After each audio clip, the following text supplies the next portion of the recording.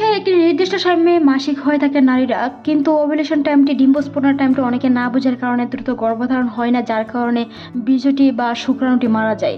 পরবর্তীতে গর্ভধারণ দ্রুত না হওয়ার কারণে অনেকে চিন্তিত থাকেন।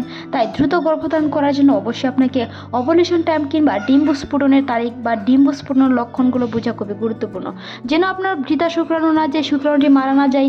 দ্রুত গতিতে শুক্রাণুটি ডিম্বাণুর সাথে নিষিদ্ধ হয়ে গর্ভধারণ হতে পারে। যদি একজন নারীর মাসিক সাইকেল 30 দিন, 28 দিন কিংবা 32 দিনেরও ভিতরে হয়ে থাকে, তবে সেটি রেগুলার মাসিক। যদি 35 দিনের উপরে কিংবা 21 দিনের আগে আবার পরবর্তী মাসিকটি হয়ে যায়, তাহলে সেটি অনিয়মিত মাসিক। অনিয়মিত মাসিকের মধ্যেও ডিম্বস্ফোরণ হয়, তবে বিশেষ কিছু লক্ষণ বা বিশেষ কিছু টিপসের মাধ্যমে বুঝতে হবে। তাছাড়াও বাজারে ওভুলেশন কিট কিনতে পাওয়া যায়, সেগুলো ব্যবহার করে দেখতে পারেন আপনার ডিম্বস্ফোরণ হয়েছে কিনা।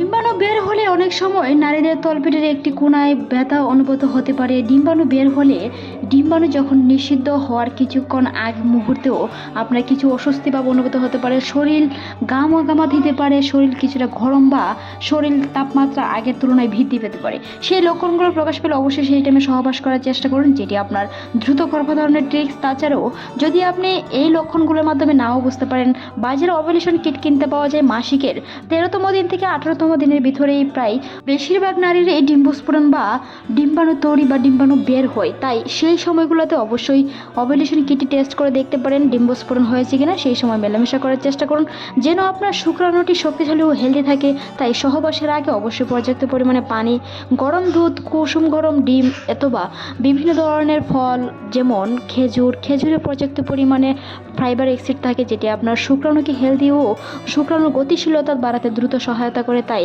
আপনি সহবাস করার আগে কিংবা সহবাস করার অন্ততপক্ষে 2 থেকে 4 ঘন্টা আগে অবশ্যই খেজুর খেতে পারেন। কুসুম গরম দুধ খেলেও অনেক সময় বীর্যের বা শুক্রাণুর গতিশীলতা বেশি থাকে, তাই সেই লক্ষণগুলো প্রকাশ পেলে অবশ্যই সেই খাবারগুলো খাওয়ার চেষ্টা করুন, যেটি আপনার ছেলে সন্তান হওয়ার সম্ভাবনা বাড়িয়ে দেয়। কারণ যদি আপনার শুক্রাণুটি হেলদি ও গতিশীলতা বেশি থাকে, তাই পুরুষের শরীরে XY শুক্রাণুটি সবচেয়ে গতিশীলতা কিংবা হেলদি থাকে, সেই সময় ছেলে সন্তান হওয়ার সম্ভাবনা অনেকটাই বেশি থাকে। অনেকেই বুঝেন না কখন সহবাস করলে ছেলে সন্তান হয়, কখন মেয়ে সন্তান হয়।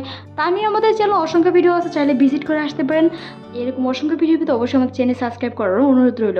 মনে রাখতে হবে, হেলদি ও সুস্থ সন্তান চাইলে অবশ্যই শুক্রাণু গতিশীলতা, বিভিন্ন ধরনের পুষ্টি সমৃদ্ধ খাবার ও ওভুলেশনের টাইমে সহবাস করার চেষ্টা করুন, যেন আপনার শুক্রাণুটি ভিতা না যায়। একদিন পর সহবাস করার চেষ্টা করুন, যেটি আপনার দ্রুত গর্ভধারণে অনেক সহায়তা করবে।